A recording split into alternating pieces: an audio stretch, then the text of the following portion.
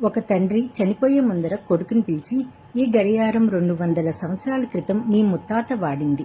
ఒకసారి నగల దుకాణం దగ్గరికి వెళ్లి ఎంతకు ఇస్తారు అడుగు అంటాడు. కొడుకు నగల దుకాణం దగ్గరికి వెళ్లి అడిగితే, ఇది చాలా పాతది కదా, 150 రూపాయలు ఇస్తామంటారు. అదే విషయం తండ్రికి చెబితే, ఒకసారి పాన్ షాప్ దగ్గర అడిగి చూడు అంటాడు. పాన్ షాప్ దగ్గరికి వెళ్లి అడిగితే, బాగా తుప్పు పట్టింది, 10 రూపాయలకు కొనగలను అని చెప్తాడు.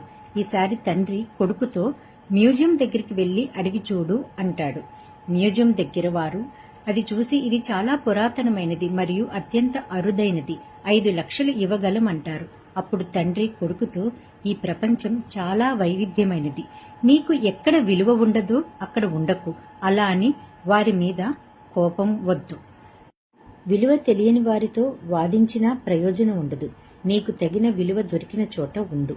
మీ విలువ మీరు తెలుసుకోండి.